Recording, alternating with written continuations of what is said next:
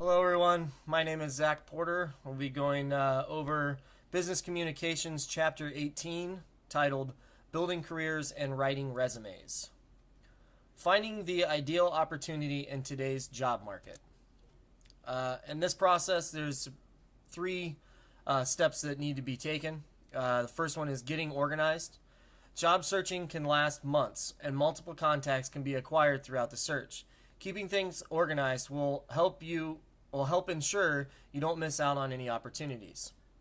The next would be start now and stick to it.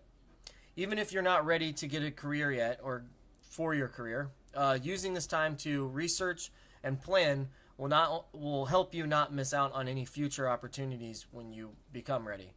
The last step is look for stepping stone opportunities. Through your initial search, you may not find the job that you really want, or even the career that you want. But viewing this job as a stepping stone will help you maintain satisfaction, learn new skills, and hone in on effective business practices. Next slide. Writing the story of you. When updating your resume, it's a good time to reflect on where you have been, where you currently are, and where you plan on being in the future. Reflecting will help you write your resume. The more focused you are in a subject, or the more you understand about your skill set, the better this will be translated onto your resume. Next slide. Learning to think like an employer. Thinking like an employer will better your understanding of what exactly business is looking for. Most businesses weigh the quality of hiring and recruiting, and presenting yourself as a low risk, high reward is the best practice. Employers don't look for employees who have the ability to achieve the task at hand. They often look for employees that are motivated and reliable as well. Next slide. Researching industries and companies of interest. Learning about different jobs, industries, and companies is a great way to be more informed about what you are getting yourself into.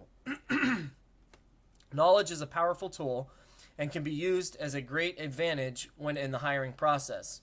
Knowing the company you are applying to and understand its inner workings will surely impress the hiring manager. Next slide. Translating your general potential into a specific solution for each employer. As a hiring employer, the task is to find the best candidate with the best knowledge that will translate into a better job performance. Altering your resume to fit each job you're applying to will better the chances of getting hired and basically getting the job, an interview. And it's always nice to remember that basically a resume is persuading the employer to pick you for an interview, which then later on you can show your skills and describe your attributes better to get the job. But the resume is the first step in that process.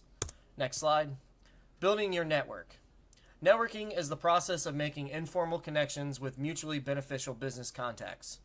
It can be extremely useful in helping find a job or learn about new opportunities. Helping others learn from your own experience as you learn from yours is best practice, and I guess just that's what you should do. It can be related to this. This thinking can be related to the saying, "It's not what you know, but who you know." Next slide. Seeking career counseling. Most schools provide career counseling. It is a valuable tool to organize priorities, pick career paths, build resumes, and find career opportunities. The schools and most places around community centers and stuff usually hold job fairs. For school, there's on-campus interviews, and usually there's a list of job listings. Next slide. Planning your resume. Analyzing your purpose and audience. Understand that a resume is basically a persuasive business message. You are trying to persuade the hiring company to choose you for an interview based off of your knowledge, skills, and attributes off your resume. Better understanding the company and its inner workings will help you emphasize attributes that are important to the individual company. Next slide. Gathering pertinent information. Resumes are not just full of work history, although work history is an important part. Thinking back and combing over your history will help gather all pertinent information. Pertinent information includes, but is not limited to, educational accomplishments, training certifications, professional and technical certifications, academic awards, and scholarships. You probably won't use every piece of information, but it is always good to have and ready to use if you do need it. Next slide. Selecting the best media and channels. Creating your resume in several different media and formats will allow you to apply to jobs through different media outlets quickly. Powering off. Organizing your resume around your something. The chronological resume presents your work experience right after your contact information. This is mostly used. This is the most used style, and most employers prefer this method as your professional history is arranged in a clear and easy to follow manner. If you're just getting out of school and your work history is short, it is okay to start with your education. The functional resume, sometimes called a skilled resume, emphasizes your skills and capabilities, identifying employers and academic experience in subordinate sections. This arrangement stresses your areas of competence rather than job history, but most employers are a little wary of this type as your work history is obscured. The last type is the combination resume, which messes both types, skilled focus and job history. It's able to highlight your capabilities and education when you don't have a long or steady employment history without raising any concerns that you are possibly hiding anything from your past. Next slide. Addressing areas of concern. Frequent job changes. If you have had several short-lived jobs of a similar type, a great way to present these is by combining them under a single heading. If you are laid off, find a subtle way to include this. Most employers will understand that you had no control over this, and they will not hold it against you. If you have gaps in your work history, include relevant experience and education gained through the time during these gaps, using volunteer and or community work. Plain old inexperience. If you're just inexperienced, use related volunteer work and membership and professional groups. Be sure to also include relevant coursework and any internships had. Overqualification. I've actually had this personally. If you're overqualified for the position, simplify your resume by only focusing on what is pertinent to that particular job position. Real quick, when I moved from Orlando to here, I had a lot of management experience, and here there weren't any management jobs available. So I went to apply just as part-time positions in retail and all different avenues, and never would get a call back, and finally started calling back these companies to figure out why I wasn't getting interviewed or anything like that. And probably more than half of them said it was just the fact that I was overqualified for the position. So this is a huge thing, especially if you're going from like a management down to a part-time, even though you agree with the terms, like the pay and everything like that. It's good just to lower or simplify your resume, as me in the past have just gotten turned to the side because I was overqualified. Next one would be long-term employment with one company. List each position held within the company to show growth and added responsibilities gained. If you have job termination for a cause, best practice is to be honest with the interviewer and address their concerns with proof and recommendations of your contributions. The last would be criminal record. You are not required to list this on your resume. However, if you are asked, you are required by law to answer truthfully. Most people that have been in trouble probably already know this. Best practice is to use the interview as the time to explain any mitigating circumstances and emphasize your rehabilitation. Next slide. Writing your resume. Keeping your resume honest. A study uncovered lies about work history in more than 40% of the resumes tested. Applicants with integrity usually don't need to stoop to lying.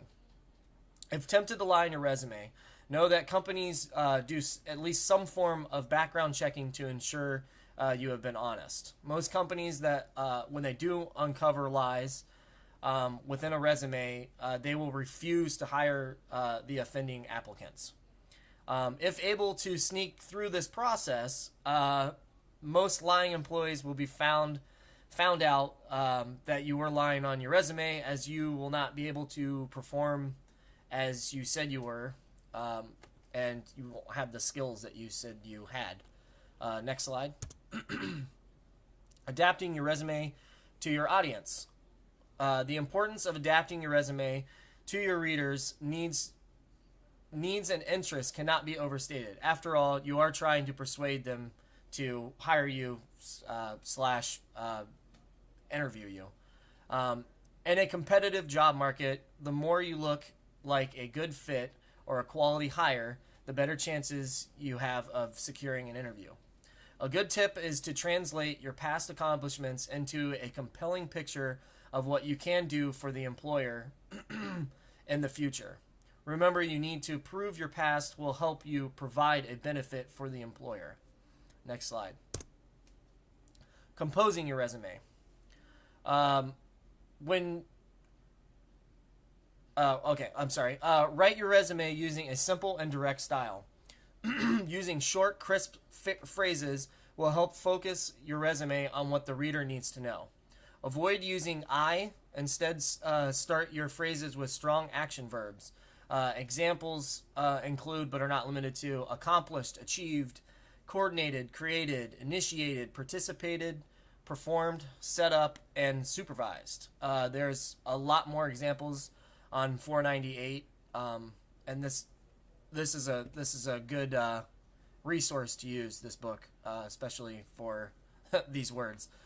Carefully select the most compelling and specific supporting evidence so that your message is clear and immediate. Using keywords throughout your resume is critically important. Nowadays, most businesses use some kind of computer program that picks resumes based off of keywords found within them. Identifying these keywords requires some research, but you can uncover many of them while looking into various industries and companies. The trend now is to incorporate these words within your introductory statement and other sections of your resume instead of the old style where it was actually just put a keyword section. Next slide. Name and contact information. Your name and contact information constitutes the heading of your resume. Include the following: name, address, email address, phone numbers, and the URL of your personal webpage, e-portfolio, or social media resume if you have one. Be sure to go back over the information, as mistakes in this section are surprisingly common. This is what the employers use to get a hold of you. Having incorrect contact information may hinder you from your chances of being contacted, obviously. Be sure to have your own email address. Using your current business email looks bad and is kind of unfair to your current employer using their resources. Also, make sure that your email address is professional. I have two examples here: Precious Princess at whatever.com or psychodog at whatever.com is not really appropriate. So pick a appropriate. Most people usually just do first name dot last name at whatever site you go through. Next slide. Introductory statement. There are three types of information you should place in your introduction. Picking the one that most fits the job position is best practice. The first type would be career objective. This identifies either a specific job you want to land or a general career track that you would like to pursue. Although some experts advise against this, if you have little to no work experience in your target profession, this might be the best option. The second would be qualification summary. This offers a brief view of your key qualifications. The objective is to let the reader know within seconds what you can deliver for that employer. This type would be best for a semi-focused skill set without a long career history. The last would be a career summary. A career summary offers a brief recap of your career with the goal of presenting increasing levels of responsibility and performance. These can be particularly useful for managers who have demonstrated ability to manage increasingly larger and more complicated business operations. Next slide. Education. If still in school or recently graduated, education is probably your strongest selling point. Presenting your educational background in depth and use facts that support your professional theme is best. Start off with the most recent, listing the name of the school, location of the school, the month and year of graduation. If not graduated, put anticipated graduation. Your major and minor, and significant skills and attributes you've developed in your coursework, and then the degrees or certificates you've also earned. Next slide. Work experience, skills, and accomplishments. This section should be called work experience or professional experience or work and volunteer experience. Best practices are to include all of the skills and knowledge that you could apply to the future job. Devoting most of the space to the jobs that are closest related to your target position or career. Deciding on whether or not to include several short-term jobs or jobs that don't relate to your target position can be difficult. Too many minor or insignificant jobs might clutter your resume. However, if you don't have a long employment history, including these jobs will show your willingness to work. Next slide. Activities and achievements. This is an optional section that can be used to highlight activities and achievements outside of work or educational settings. This section should only be used if your personal accomplishments suggest special skills or qualities that are relevant to the job you're seeking. If you have little to no job experience and little to discuss outside your education, this might be a good place to indicate involvement in athletics or organized student activities. This will help show the employer that you are active and don't just sit around all day playing video games. Next slide. Data and references. Here in the United States, when applying to a job, your resume should never include any personal data such as age, marital status, physical description, or social security number. Definitely not that.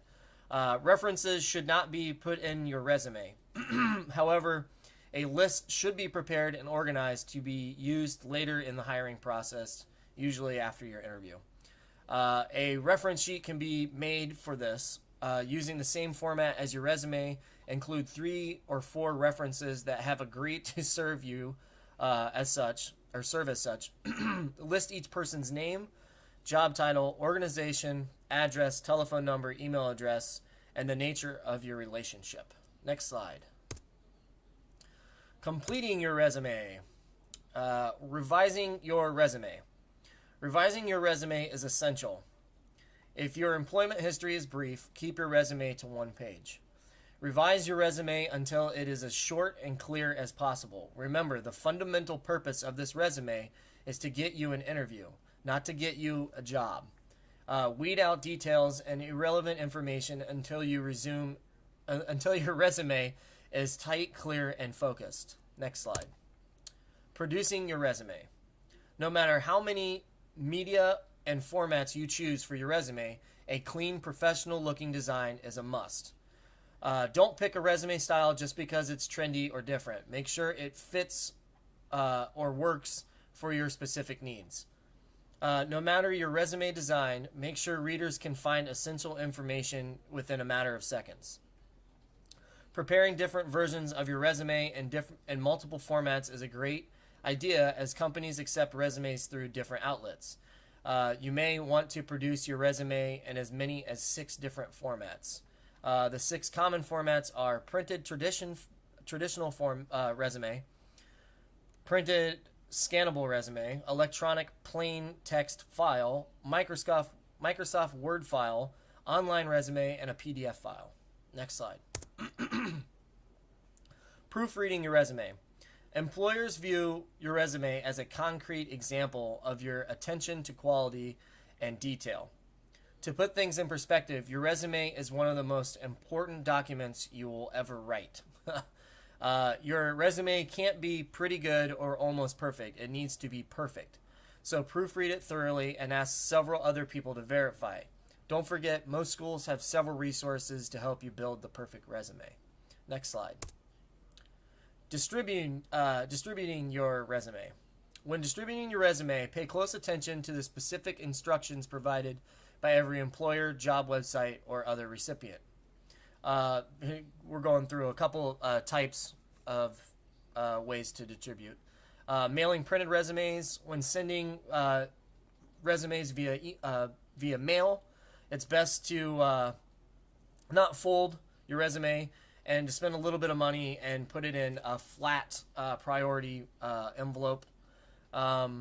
Emailing your resume. If an employer wants you to email your resume, it's likely to be either in a Word document or a PDF file. Put reference numbers. Usually you're replying to a job listing if it's via email.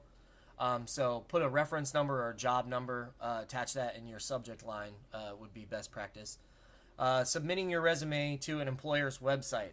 This common form will require you to post your resume or copy and paste to sections that apply. Most of the time it's on websites. It'll say either load your already done resume or to basically type in text, and that way you can either copy or paste or just upload.